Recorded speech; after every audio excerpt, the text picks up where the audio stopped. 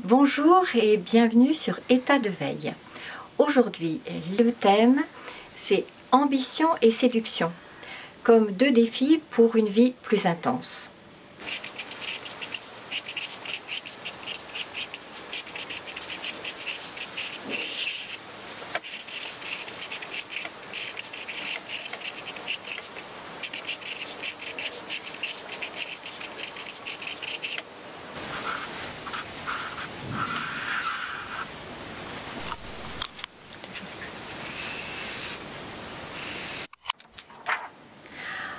Alors, d'abord deux clichés évidemment, parce que l'ambition d'un homme ne peut être que dévorante et la séduction d'une femme ne peut être que diabolique ou fatale, comme c'était le cas pour Ève, notre mère à tous. Ce qui m'a intéressé, c'est comment derrière ces clichés, pouvoir faire une enquête qui puisse nous permettre de nous approprier deux dynamiques qui permettraient de faire que la vie ne soit plus en noir et blanc, mais en couleur. Alors, deux façons de distinguer déjà ces deux dynamiques, ces deux façons d'être au monde.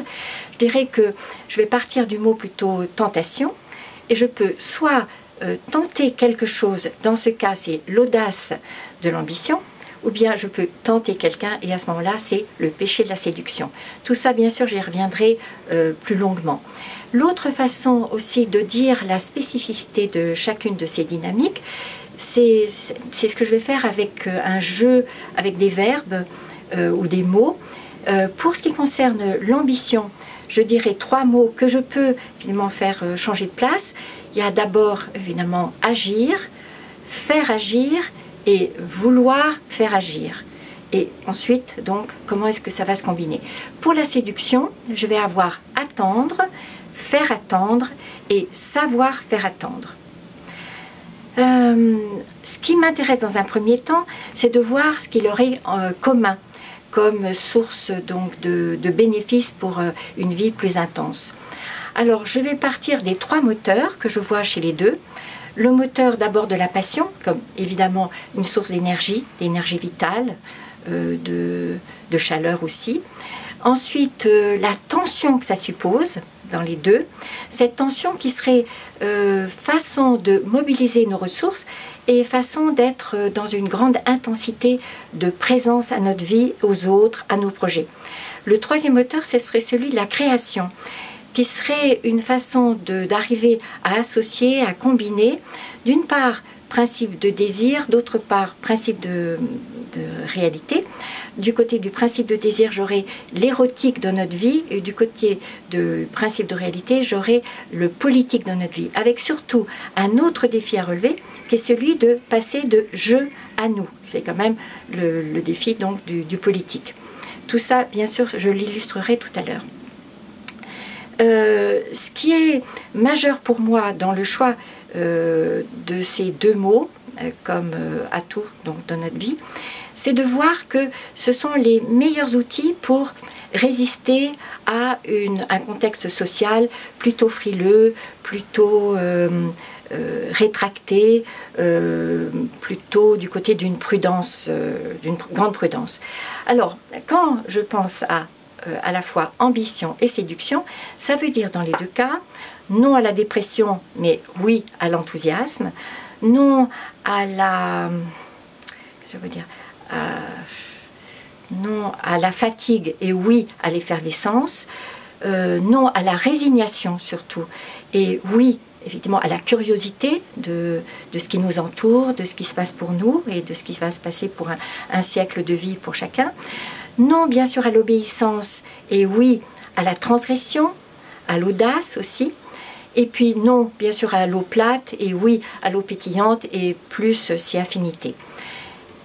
Évidemment, je ne suis pas non plus, je ne veux pas être dans le déni des excès possibles qui feraient que ces vertus deviendraient des vices. Bien sûr, l'ambition peut devenir volonté de gloire ou toute puissance. Bien sûr que la séduction peut devenir manipulation. Et c'est ce qui me fait bien distinguer pour chacun de nous une force centrifuge qui est celle du réveil le matin, qui est du côté de la conquête, de la curiosité, de l'apprentissage, et la force centripète pour laquelle nous avons les modèles en rayon, qui serait du côté de cette frilosité que j'évoquais tout à l'heure. Voilà. Donc, les trois questions que je poserai bien, ou les trois sujets que je voudrais surligner, c'est d'abord comment passer du froid au chaud, ce qui peut être un objectif intéressant, et de ce feu, comment est-ce que je peux le transformer, ou plutôt éviter d'en faire la fée électricité avec le radiateur, les écrans et toute cette chaleur endogène. Comment est-ce que je peux faire de ce feu quelque chose de cet enthousiasme, donc, et d'un feu sacré? Et puis, comment est-ce que je peux passer et concilier le yin et le yang dans ma vie pour être des deux côtés de l'instinct et l'intuition? Et puis donc, en conclusion, je voudrais reprendre avec gratitude l'expression de François Giroud qui parlait de ce qui nous habite probablement dès la naissance, de ce désir profond de laisser une empreinte sur le monde. Et vouloir vraiment résister à la mort, c'est vouloir changer de vie, mais changer de vie, c'est vouloir changer le monde, évidemment. Donc, bienvenue à la conférence ce soir. Bienvenue aussi au mois de mai avec un autre thème dans notre fil rouge, donc les blessures du manque, qui sera courage et propreté, les deux impératifs d'après-guerre. Et au mois de juin, je vous invite aussi à un autre tandem, souffrance et dépression. À bientôt sur État de veille.